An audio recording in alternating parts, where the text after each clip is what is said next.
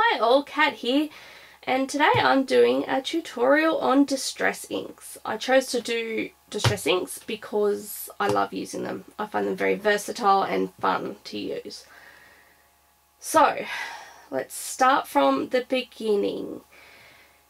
Choosing distress inks. So they're Tim Holtz range of distress inks. They are blendable, which means they blend into each other to make things look pretty, and they're water based, which means you can use water to activate them and you can have some really good watercolor results and all sorts of results.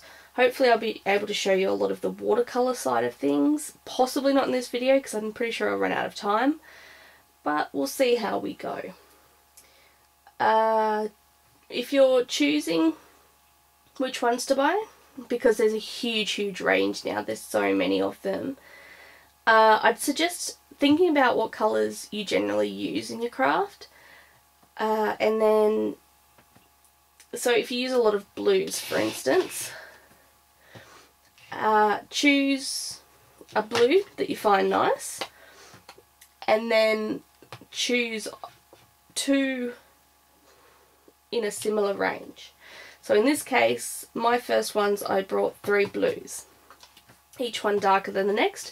That way I can blend them together to make one different coloured blue project. Same with the vintage, which was also very close to the first ones I bought. Just vintage and sepia browns and whatnot. I chose 3 based on the one that I like the most, and then 2 on either side, lighter and darker. You can also do it by choosing colours that go together. So for instance, you might buy 2 greens and a yellow, or reds and pinks, or just something that is going to work well together. And depending on how adventurous you are as to which colours you choose. So to start with, that's probably a good way to start until you get more of an idea of what you want to do and what colours you want. Now I've got a huge range.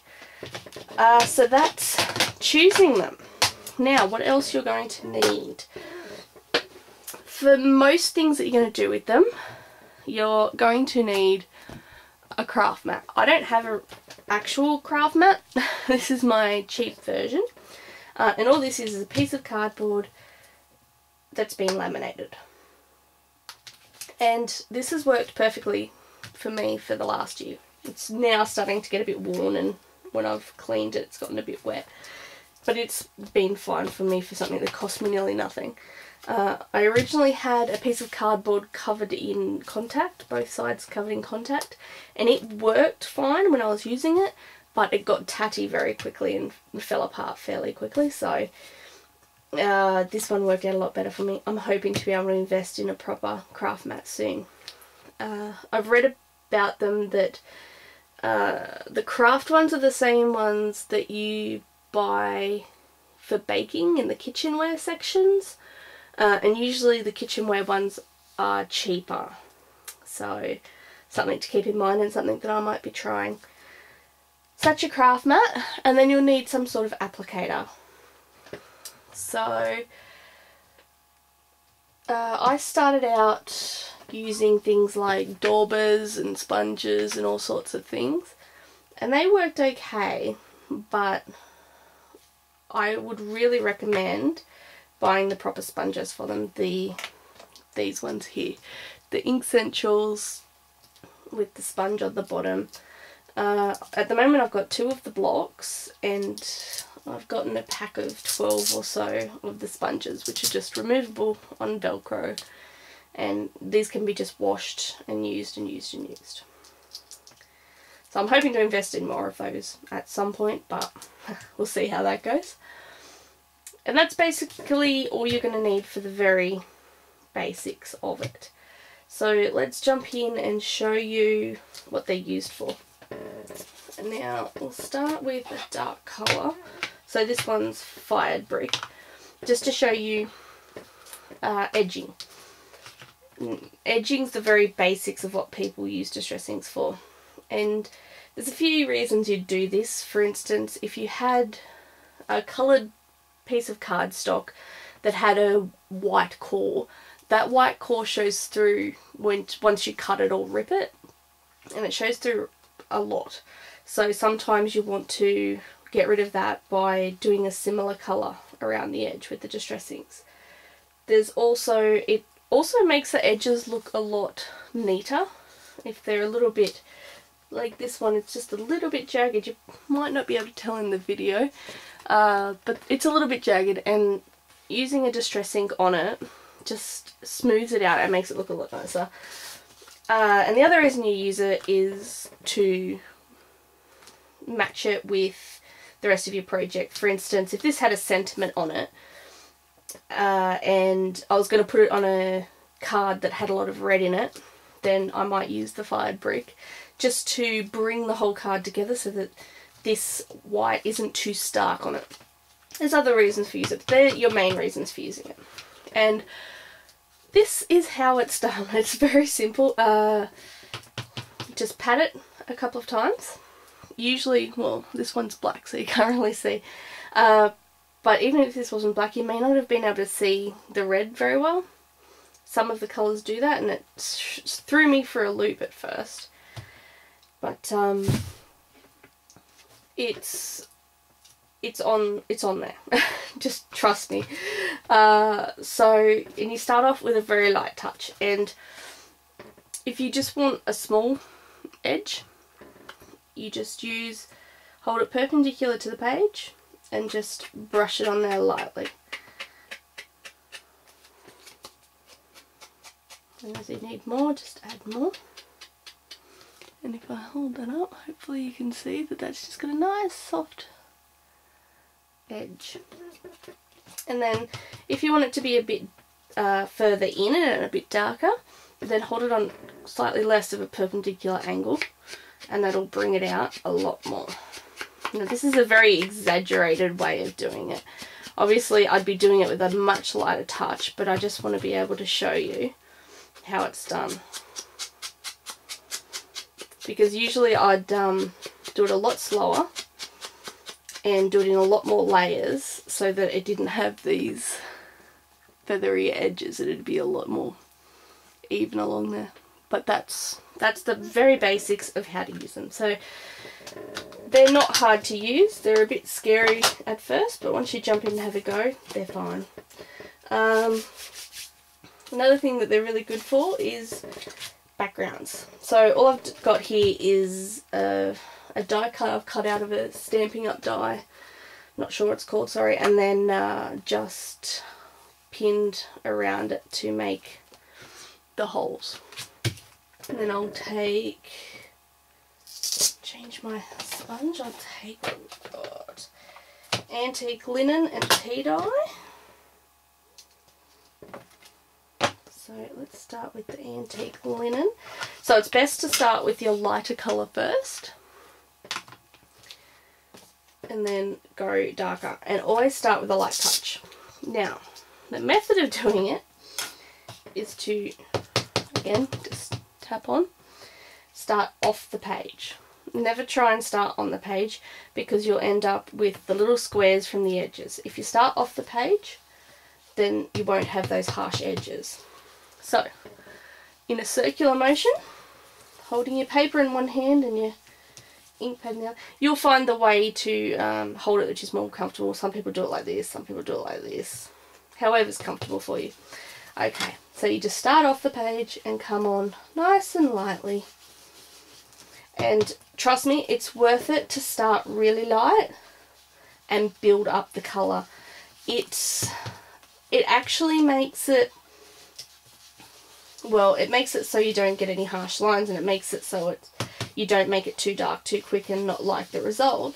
But I also find it, if you're not using a watercolour paper, if you go in too heavy, I think the paper gets too wet and it looks a bit washed out and not as good, and you might not get the result that you're after, and it looks a bit blotchy.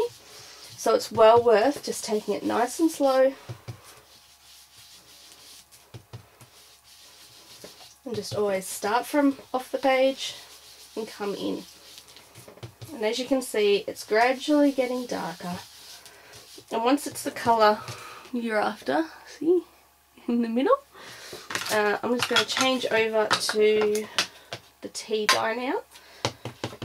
And again, start off the page and just build up, oops, try not to do that, and just build up the colour around the edge, but not go all the way into the middle this time, because I want it to be darker around the outside and then lighter in the middle.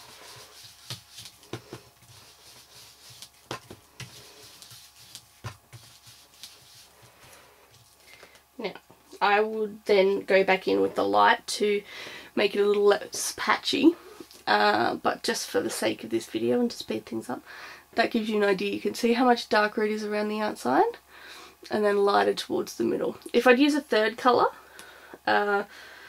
it would have been lighter, slightly darker, and then really dark around the outside. But I chose just to go with 2 for this one, just for the speed of the video. So that is the basic backgrounds of distress inks.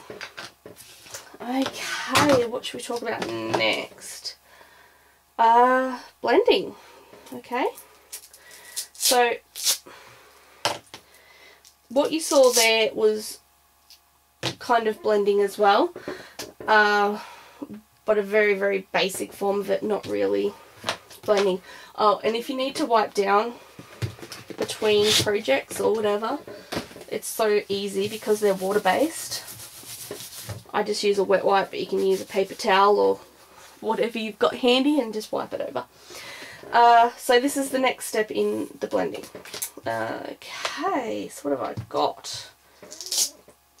Surprising myself. Sorry I'm rushing through this a bit, but I don't want the videos to be too long. So I'm just talking a mile a minute, so I really apologise for that. Okay, so I've got warm lipstick, milled lavender,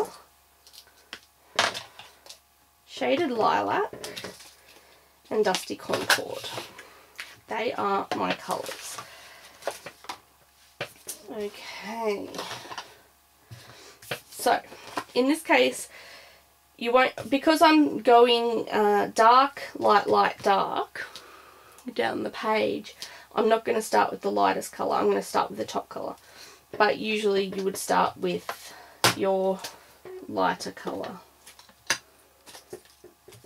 So exact same process, start off the page, nice light touch.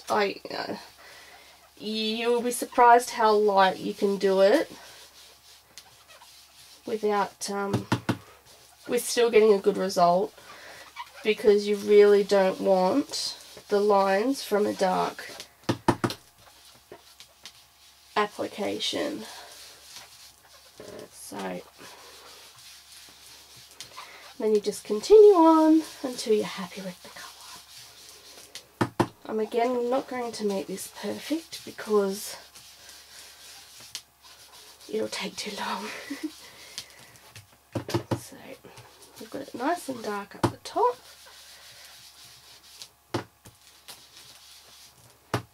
And then just, I've lightened it off because I don't have a pink that's a good in-between colour. I've just lightened it off a little that way.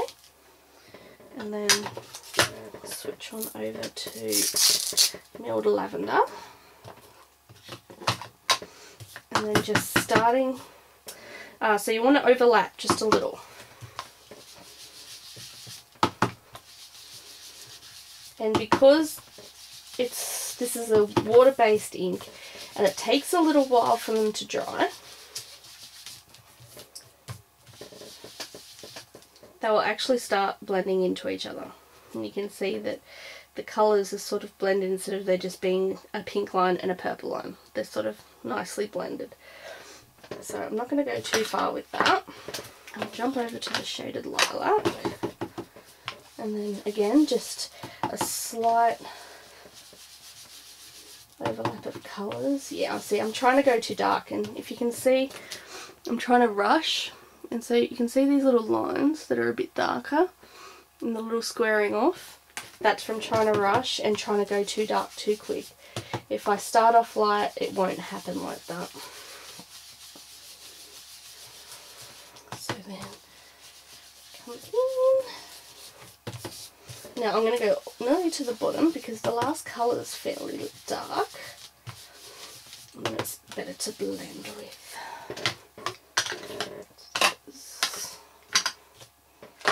There.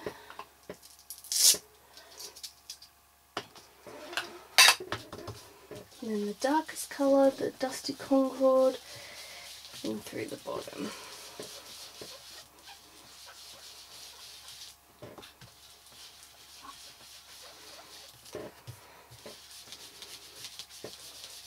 Now, depending on what effect you want is what you'll do next. I like to go in with one of the lighter colours, so say the mild lavender, and just do,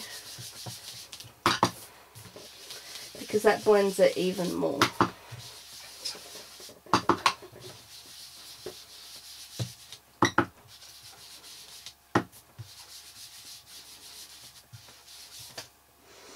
And then I'm just going to redo over the top with the warmer lipstick. As you can see, with all the switching I'm doing of the blocks, it can get very frustrating, and that's why I want to buy more, but this still works fine. As long as you keep track of which pad goes to which colour. And just come down to give that a bit of a pink up. And there you go. There's just a simple blended background. So all I'd need to do for that, if I was making a card for instance, I've just made up here from a Portercraft stamp set. This is the stamp set here, if you can see that. Oh, what's it called? It doesn't have a name. That's not very helpful. So it's item 046692. If that's any help whatsoever. So then I'm using StazOn ink, but you really don't have to. I'm just using it because I like my StazOn.